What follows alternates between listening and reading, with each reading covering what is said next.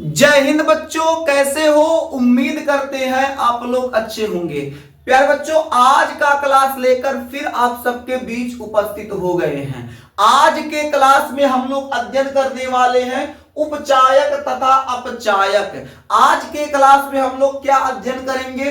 तो आज के क्लास में बाबू हम लोग अध्ययन करने वाले हैं उपचायक तथा अपचायक। मेरे देश के नौजवान, इससे पहले आपका उपचयन तथा अपचयन का क्लास लग चुका है। यदि आप लोगों ने वो क्लास नहीं देखा है तो जाइए मेरे देश के नौजवान, उस क्लास को देख कर आइए, फिर इस क्लास को देखिए तो आपको एक क्लास बेहतर समझ में आ जाएगा। क्योंकि उपचयन और अपचयन पर आधारित जो है आपका उपचायक तथा अपचायक है। उपचयन तथा अपचयन पर आधारित उपचायक तथा अपचायक है। अगर बात करें उपचायक की, तो उपचायक क्या होता है? उपचायक क्या होता है, सबसे पहले इसे समझने का प्रयास करते हैं। ये उपचायक क्या होगा, सबसे पहले इसे समझने का प्रयास करते हैं। अब देखते हैं उपचायक क्या होता है। देखिए, जिन पदार्थों की सहायता से, नोट कर लीजिए फिर समझाते हैं। जिन पदार्थों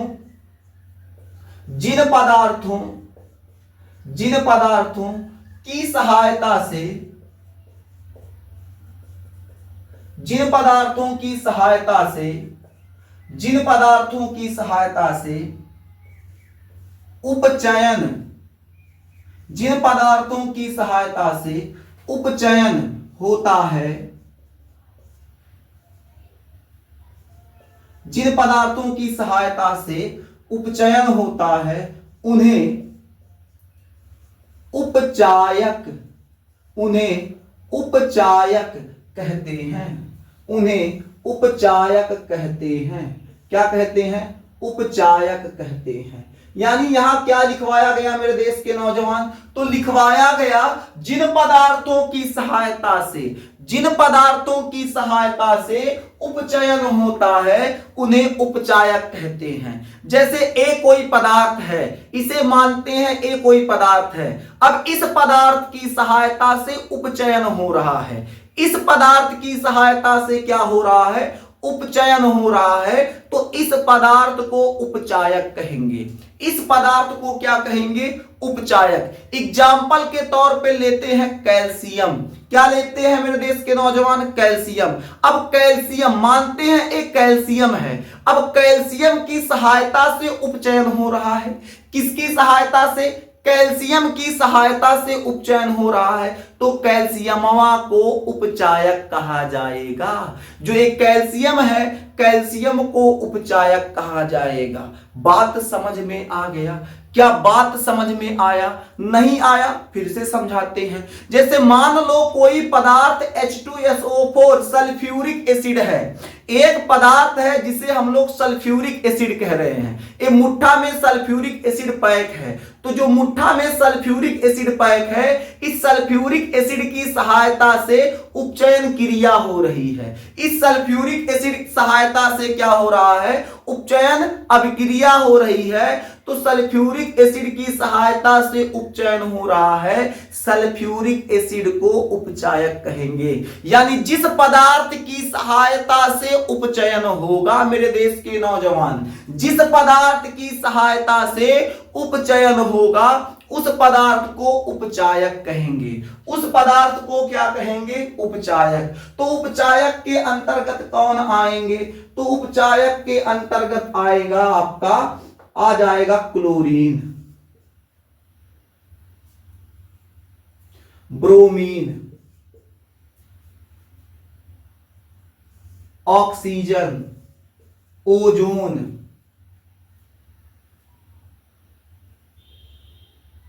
उसके बाद हो जाएगा सल्फ्यूरिक एसिड H2SO4, उसके बाद हो जाएगा सल्फर डाइऑक्साइड, फिर नाइट्रिक एसिड HNO3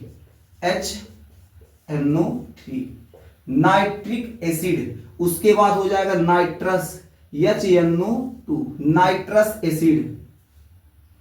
तो हो जाएगा क्या?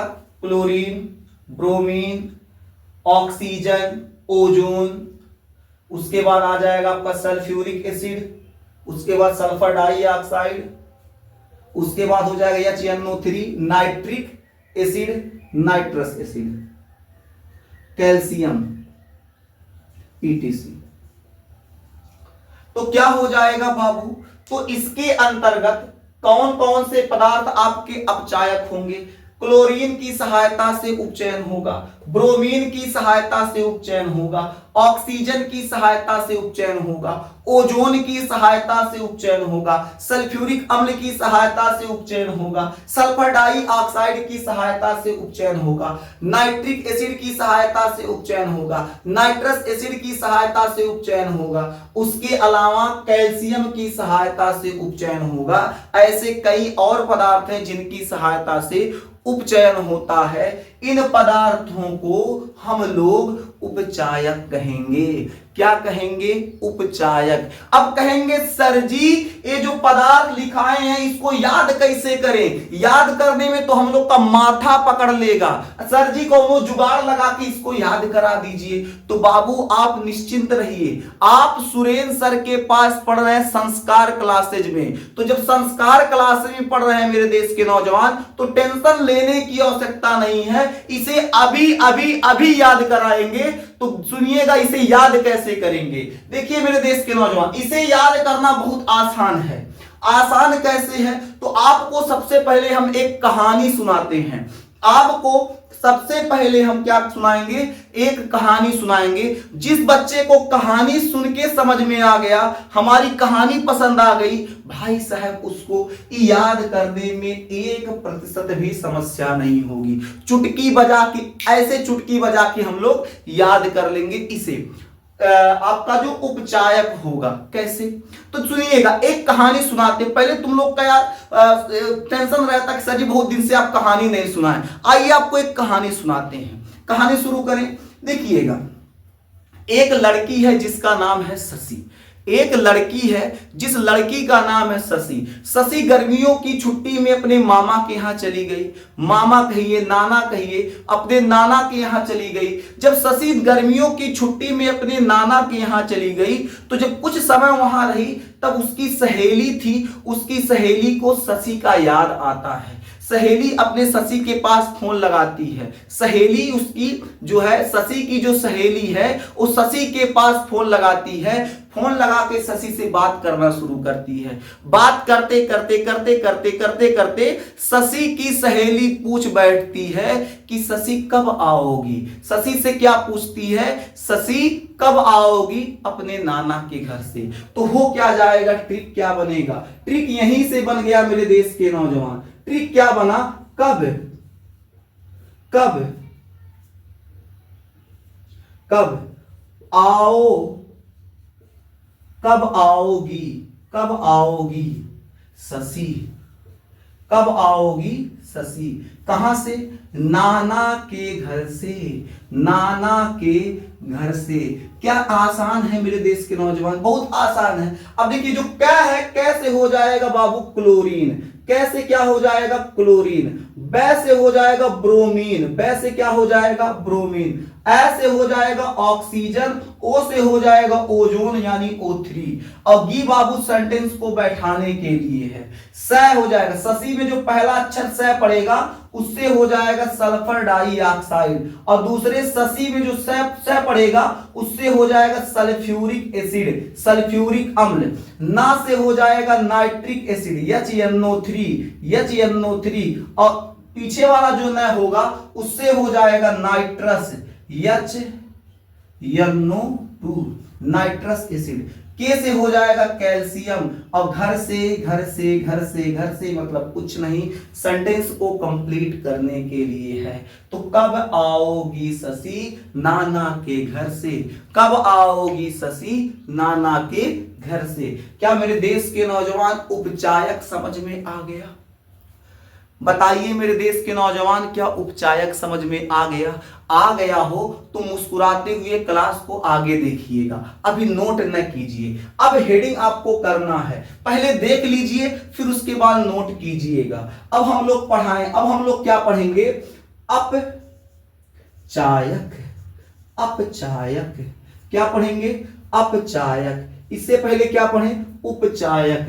अब क्या पढ़ेंगे? अपचायक। अपचायक क्या होता है? बिल्कुल ऐसे ही है। तो ऐसे ही है तो क्या हो जाएगा? जिन पदार्थों की सहायता से अपचयन होता है, जिन पदार्थों की सहायता से अपचयन होगा उसे हम लोग क्या कहेंगे? अपचायक कहेंगे। सेम ऐसे है तो क्या हो जाएगा? जिन पदार्थों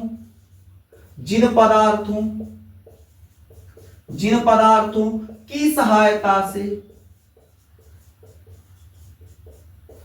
जिन पदार्थों की सहायता से अपचयन होता है, अपचयन होता है, उन्हें अपचायक कहते हैं। अपचायक कहते हैं। क्या कहते हैं? अपचायक कहते हैं। जिन पदार्थों की सहायता से अपचयन होता है उसे हम लोग क्या कहते हैं? अपचायक कहते हैं। इसके अंतर्गत कौन आएगा? हाइड्रोजन,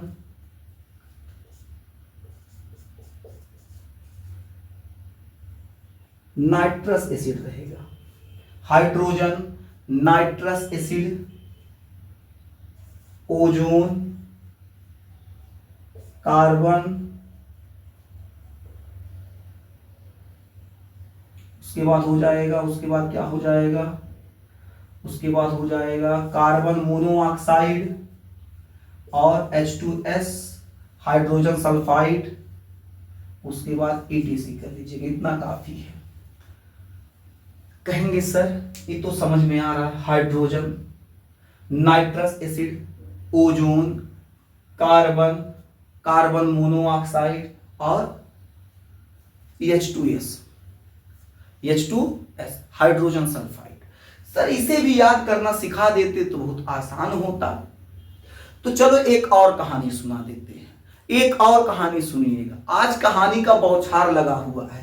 कहानी पे कहानी, कहानी पे कहानी, कहानी पे कहानी। अभी एक कहानी हुआ, दूसरी कहानी आ गई। देखो एक लड़का है जिसका नाम है मकालू। एक लड़का है जिसका नाम है मकालू। मकालू का केवल मन केवल विज्ञान पढ़ने में लगता है। उसको गणित उतना नहीं, उसको मन नहीं भाता है। गणित कौन चीज होता है उसको समझ में नहीं आ रहा है। हिंदी से उसको मतलब नहीं है, इंग्लिश से उसको मतलब नहीं है। उसका मन जो है केवल और केवल विज्ञान में लगा हुआ है। लगातार विज्ञान पढ़ रहा है, केवल विज्ञान पढ़ रहा है। जब विज्ञान पढ़ रहा है तो गांव में देखकर ये देखकर कि मकलुआ के सिर्फ दिमाग विज्ञान में पढ़ने में लगता है, तो गांव के लड़के मकालू का नाम रख दिए कार्बन। मकालू का नाम गांव के लड़के जो हैं क्या रख दिए? कार्बन। अब मकालू का नाम क्या हो गया? कार्बन। अब कार्बन धीरे धीरे बड़ा हुआ तो उसका शादी ब्याह लग गया। तो शादी ब्याह जब लगा तो दिखैया कार्यक्रम था कि अब मकालू जो है जिसको हम लोग कार्बन कह रहे हैं, कार्बनवा अब दिखैया होगा।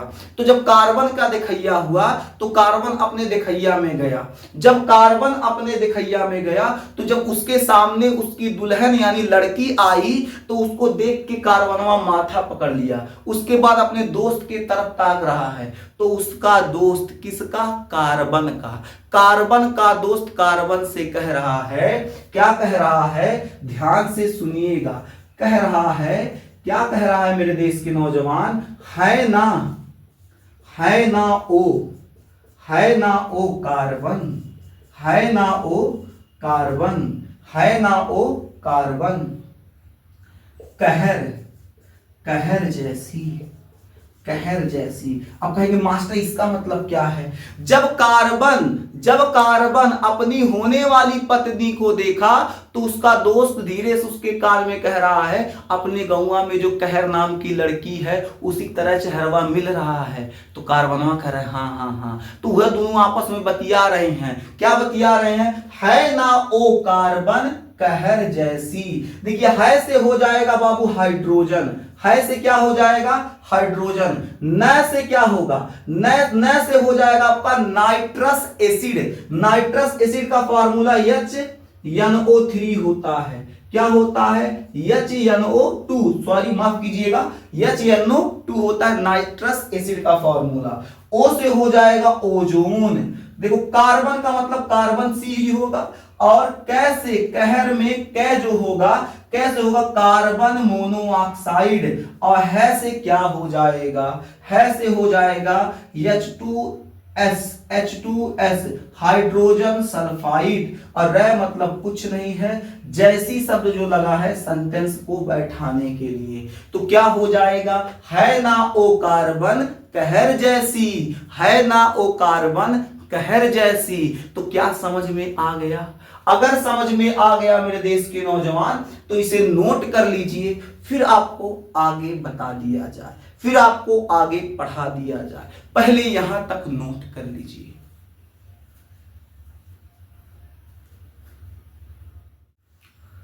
अब मेरे देश के नौजवान आप एक नोट लिखेंगे, बहुत मुस्कुराते हुए हेडिंग करेंगे नोट। क्या लिखेंगे? नोट। नोट क्या है? अभी आपको पढ़ाया गया उपचायक तथा अपचायक। अब कुछ ऐसे पदार्थ होते हैं जो उपचायक और अपचायक दोनों का काम करते हैं, यानी वो पटगोल हैं। पटगोल का मतलब क्या होता है? बैटिंगियो करेगा बॉलिंगियो करेगा, दोनों तरफ से दोनों करेगा। वो बैटिंग भी करेगा बॉलिंग भी करेगा, बैटिंग भी करेगा बॉलिंग भी करेगा। उसे हम लोग पटगोल कहते हैं, जो दोनों टीम से खेले। दोनों टीम से खेलने वाला क्या कहलाता है? पटगोल कहलाता है। उसी प्रकार कुछ ऐसे पदार्थ हैं जो उपचायक तथा अपचायक दोनों का काम करते हैं, जो उपचायक और अपचायक दोनों का काम करते हैं, उन्हें हम लोग क्या कहेंगे? पटगोल कहेंगे। अब ऐसे कौन से पदार्थ हैं जो उपचायक अपचायक दोनों का काम करते हैं? तो उसके लिए हम लोग लिखेंगे नोट। क्या लिखेंगे? नोट। नोट में क्या लिखेंगे? Nitrous acid comma ozone comma sulphur dioxide. Nitrous acid, ozone, sulphur dioxide. A उपचायक, ए उपचायक तथा अपचायक।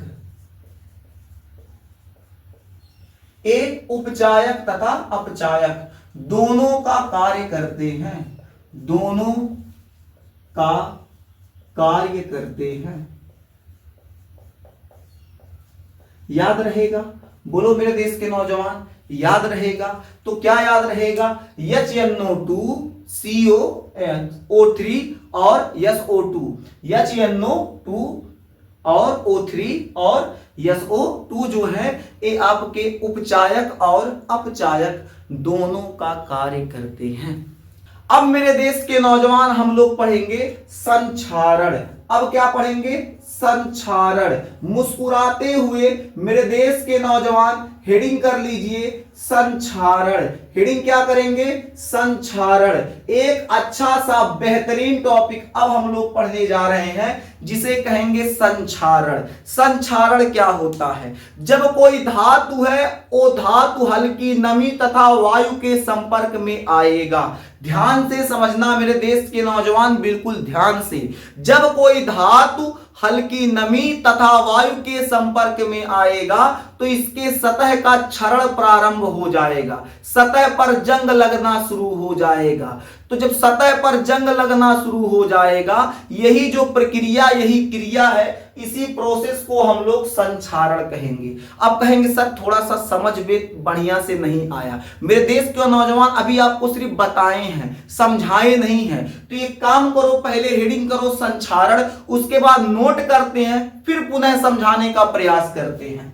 आगे देखते हैं क्या संक्षारण। संक्षारण क्या होता है? तो लिखेंगे जब धातु हल्की नमी कामा वायु, जब धातु हल्की नमी कामा वायु के संपर्क में आता है,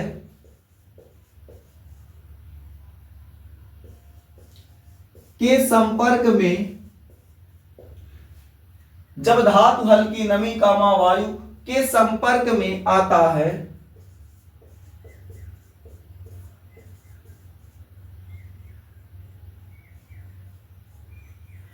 तो उनके सतह का क्षरण उनके सतह का क्षरण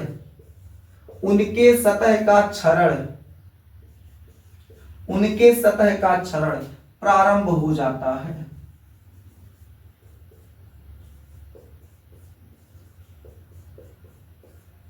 उनके सतह का क्षरण प्रारंभ हो जाता है। इस घटना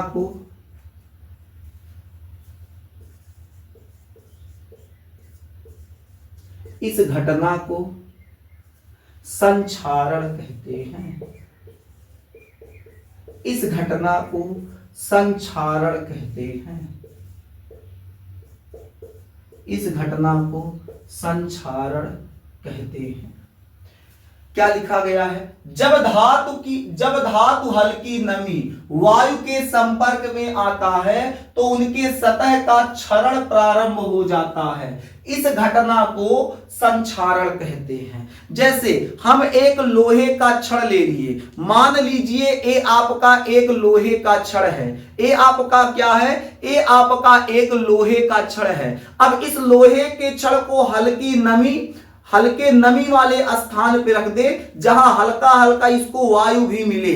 तो ऐसे स्थान पे रखते हैं जहां नमी है, तो उस स्थान पे रखेंगे तो 6 महीना 4 महीना 3 महीना बाद देखेंगे इसके सतह के ऊपर भूरे भूरे रंग का परत चढ़ जाएगा। इसके सतह के ऊपर क्या होगा? धीरे धीरे जंग लगना प्रारंभ हो जाएगा। तो जब इसके सतह पर जंग लगना प्रारंभ हो जाएगा, इसी घटना को बाबू हम लोग संक्षारण कहते हैं। इसी घटना को हम लोग क्या कहते हैं? संक्षारण कहते हैं। क्योंकि देखिए अभी क्या लिखवाया गया, वह जब धातु हल्की नमी कामा वायु के संपर्क में आता है तो उनके सतह का क्षरण प्रारंभ हो जाता है। सतह का क्षरण प्रारंभ हो जाता है। इस घटना को हम लोग क्या कहते हैं? संक्षारण कहते हैं। यानी जब धातु हल्की नमी के संपर्क में आएगा तो इसके ऊपरी जो लेयर होगा धीरे धीरे उस पे क्षरण होगा, फिर उसके अंदर होगा, फिर और अंदर होगा। अगर ध्यान नहीं देंगे पूरा लोहा खराब हो जाएगा।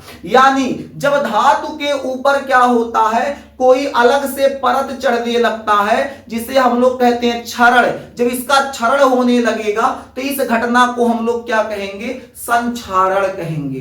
क्या कहेंगे मेरे देश के अच्छे बच्चे? संक्षारण कहेंगे। अब संक्षारण की अभिक्रिया भी देख लेते हैं। देखिए मेरे देश के अच्छे बच्चे, सबसे पहले कोई धातु ले लो। चलो लोहा ले लेते हैं, Fe। क्या लेते हैं? लोहा। ये लोहा है, ये हमारा क्या है? लोहा है। लोहा कह लीजिए या इसे आयरन कह लीजिए, बात यक्के है। आगे बढ़े तो लोहा लेके क्या करते हैं? लोहा लेते हैं और उसको क्या करते हैं? वायु को उपस्थित रखते हैं। हल्का सा वायु ले ले, ऑक्सीजन, ठीक है। क्या ले लेते हैं? वायु ले लेते हैं। और ऑक्सीजन कहिए चाहे वायु कहिए, चलिए ऑक्सीजन लेते हैं। बड़ा थोड़ा लिख दे।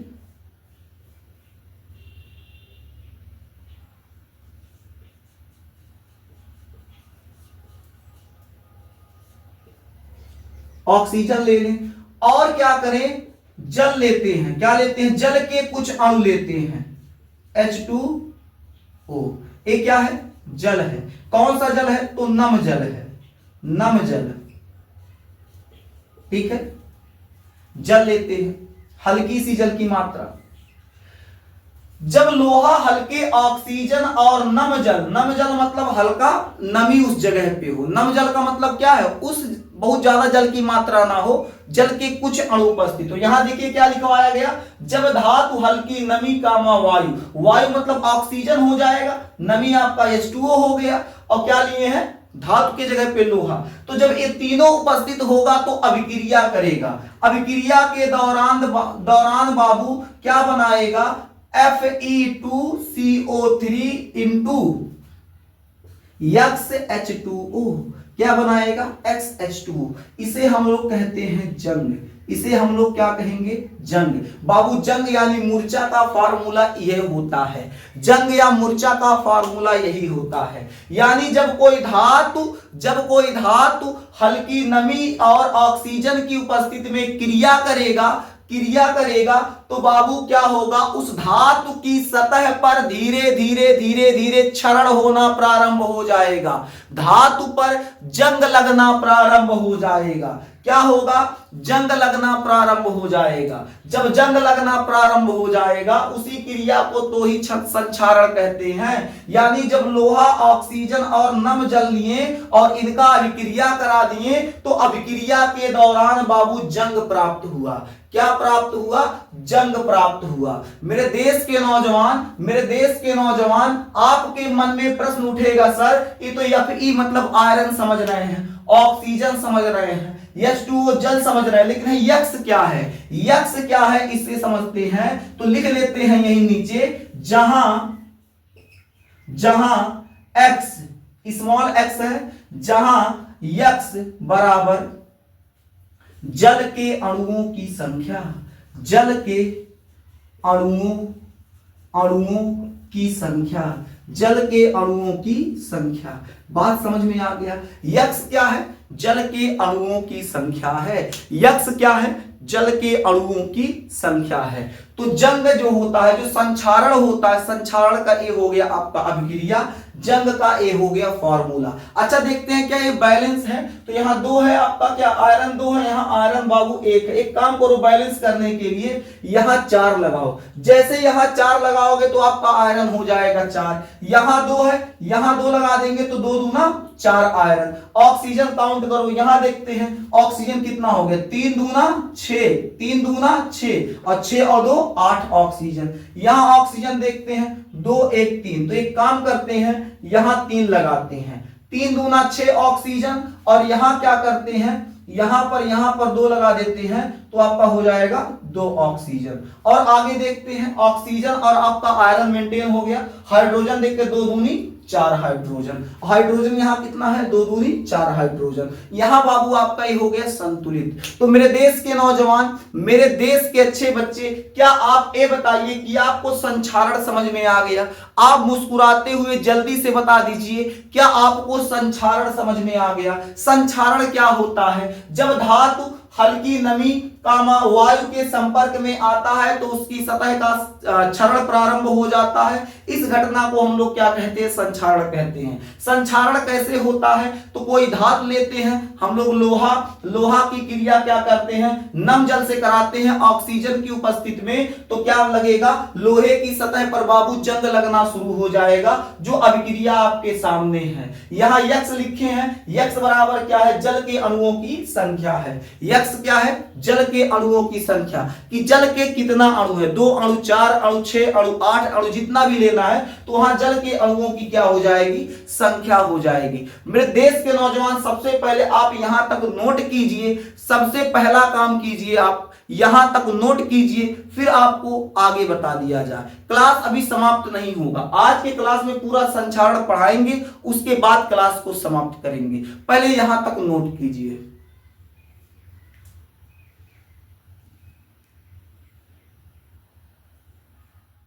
अब हम लोग समझेंगे संक्षारण से हानियां। क्या समझेंगे, संक्षारण से हानियां। तो मेरे देश के अच्छे बच्चे, आप लोग भी साथ साथ हेडिंग कर लीजिए, संक्षारण से हानियां। अब संक्षारण से क्या हानि होता है, इसे हम लोग समझने का प्रयास करते हैं।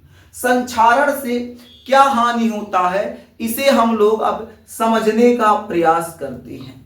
तो देखिए मेरे देश के अच्छे बच्चे, संक्षारण से किस प्रकार की हानि होती है। हम कल्पना करते हैं, हम अपने घर में कोई मशीन या उपकरण खरीदे धातु का, अब धीरे धीरे उस पर क्षरण हो रहा है, उसका धीरे धीरे उस पर जंग लगना शुरू हो गया। और धीरे धीरे जब जंग लगना शुरू हो जाएगा तो धीरे धीरे वो नष्ट होना शुरू हो जाएगा। यानी जब हमारे यहाँ कोई मशीन या उपकरण आता है, उसका क्षरण होगा तो वो धीरे धीरे नष्ट होने के कगार पर आएगा। तो जितना धन लगा के हम खरीदे थे उधर हमारा नुकसान हो जाएगा। यानी संक्षारण से हानियों में पहला पॉइंट आप याद रखिएगा। पहला पॉइंट क्या याद रखेंगे?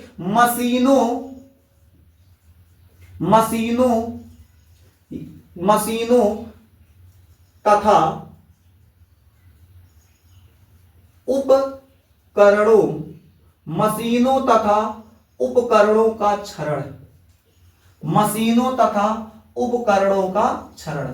जब मशीनों और उपकरणों का क्षरण होगा तो उससे क्या दिक्कत आएगा? अधिक धन की क्या होगी? हानि होगी। अधिक धन की हानि होगी।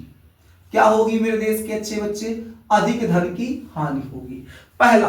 दूसरा पॉइंट याद रखिएगा। देखिए आप देखते हैं अधिकांश वर्तमान समय में अधिकांश जो ब्रिज बनता है, जो पुल बनते हैं, वो धातु और लोहे के बनते हैं। जब क्या होगा? लोहे पर क्षरण शुरू हो जाएगा, लोहे पर जंग लगेगा, तो जंग लगने से क्या होगा?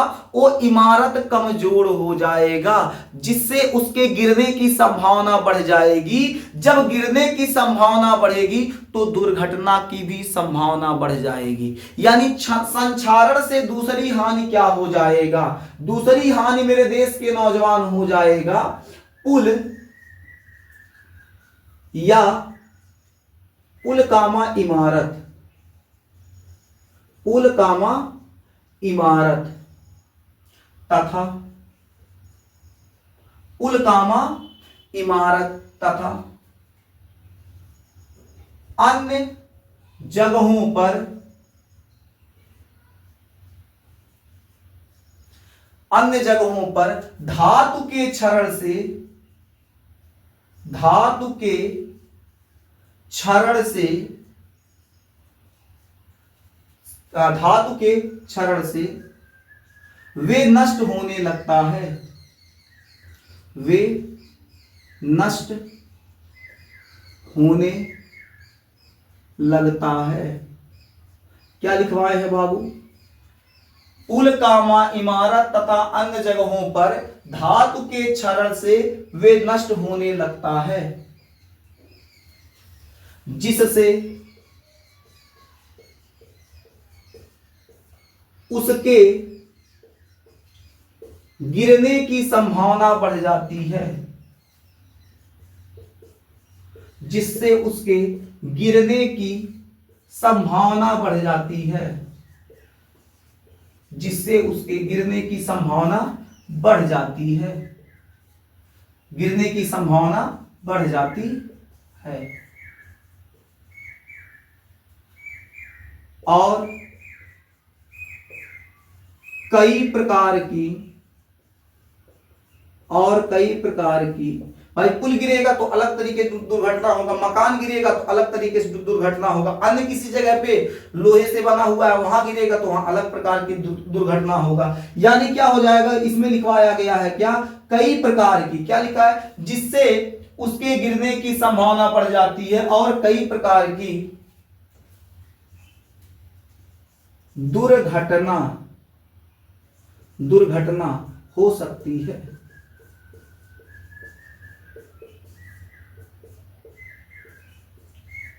बात समझ में आ गया? पुल कामा इमारत तथा अन्य जगहों पर धातु के क्षरण से वे नष्ट होने लगता है, जिससे उसके गिरने की संभावना बढ़ जाती है और कई प्रकार की दुर्घटना हो सकती है। ऐसा संभावना बन रहा है, कई प्रकार की दुर्घटनाएं हो सकती हैं। आगे समझते हैं। धातुओं के क्षरण से या धातुओं पर जंग लगने से उसकी आयु घट जाती है। धातुओं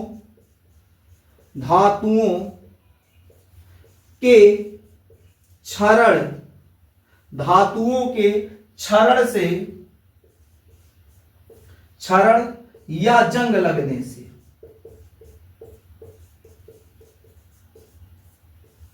धातुओं के क्षरण या जंग लगने से उसकी आयु कम हो जाती है, भाई जब धातु क्षरण होगा, धातु पर जंग लगेगा, तो उस धातु को बाय द वे मान लेते हैं चलना था 10 साल, तो बाबू 5 साल में खराब हो जाएगा, 5 साल में नष्ट हो जाएगा। अगला पॉइंट देखते हैं, अगला पॉइंट क्या देखते हैं, अगला पॉइंट क्या होता है, जब धातुओं का क्षरण प्रारंभ होगा तो उसमें रासायनिक परिवर्तन होगा। धातुओं के क्षरण से रासायनिक परिवर्तन होता है और उनसे निकलने वाला रसायन जल को दूषित करता है। तो क्या लिखेंगे, धातुओं के क्षरण से निकलने वाला रसायन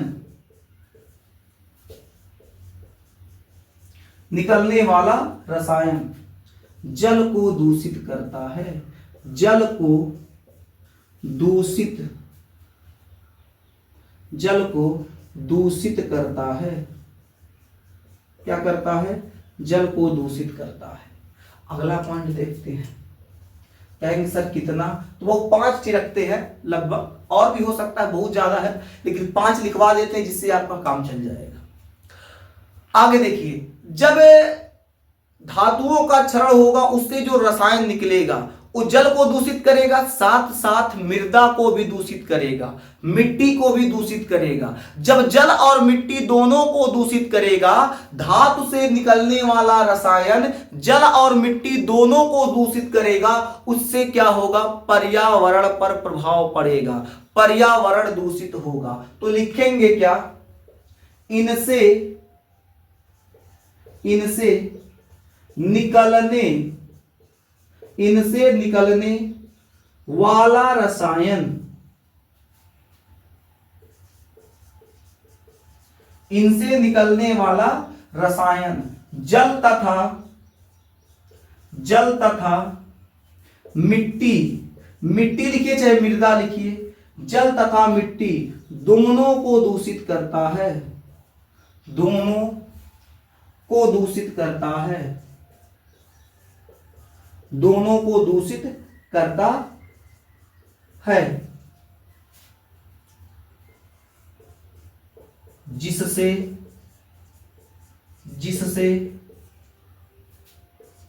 पर्यावरण दूषित होता है, पर्यावरण दूषित होता है, पर्यावरण दूषित होता है। इतना बात समझ में आ गया।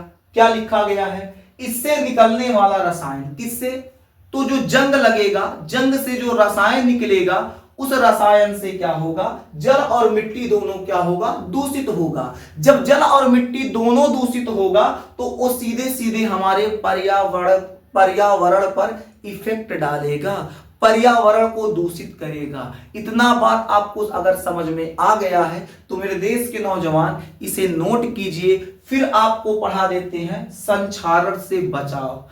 एक और टॉपिक बचा हुआ है, आज इसको खत्म करते हैं, संक्षारण से बचाव। हानि नोट कर लीजिए, फिर बचाव देख लेते हैं।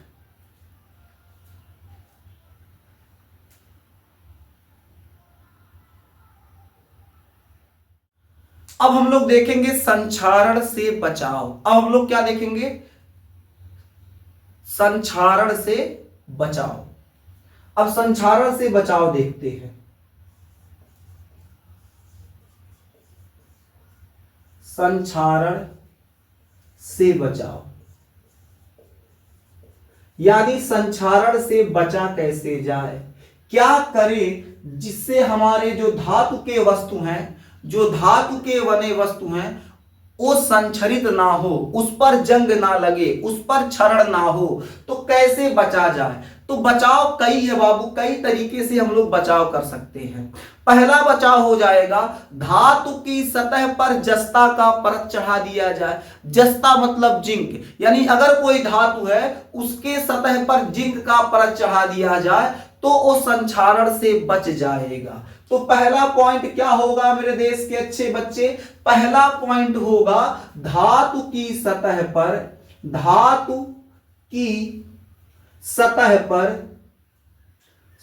पर धातु की सतह पर जिंक की परत चढ़ाकर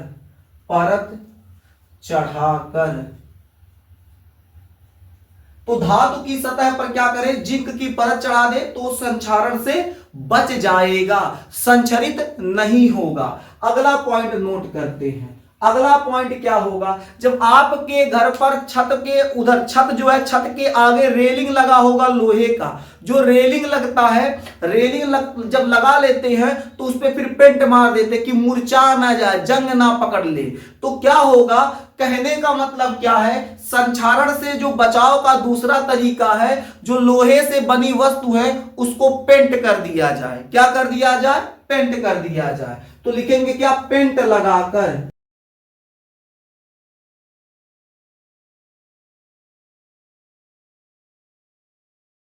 ठीक है, आगे कैसे बचा जा सकता है बाबू, अगला पॉइंट देखते हैं।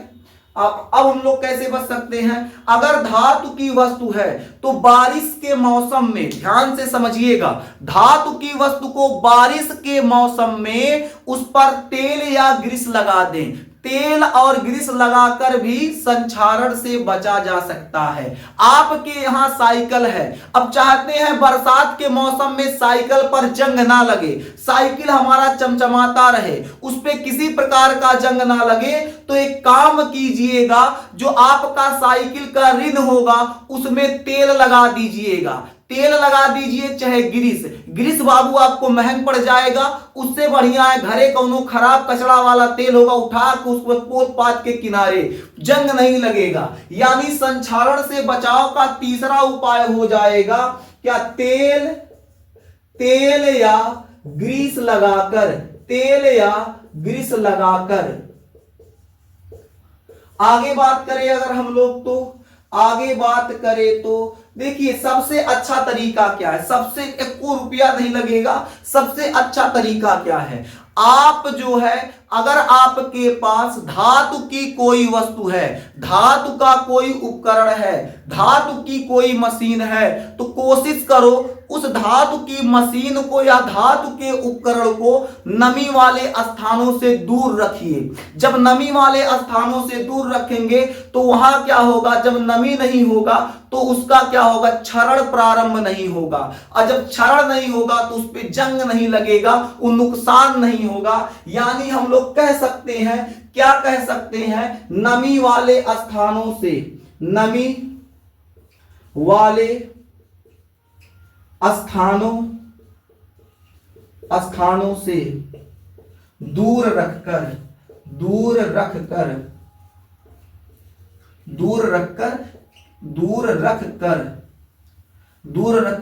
संक्षारण से बचा जा सकता है, संक्षारण से बचा जा सकता है। उम्मीद करते हैं आपको यहां तक समझ में आ गया। तो मेरे देश के नौजवान, आज हम लोगों ने क्या पढ़ा, आज हम लोग पढ़े उपचायक तथा अपचायक, इसके अलावा पढ़े संक्षारण क्या होता है, संक्षारण से हानि क्या होता है, संक्षारण से बचा कैसे जाए। आज का क्लास बस यहीं तक, फिर मिलेंगे आपसे अगले क्लास में, तब तक के लिए जय हिंद।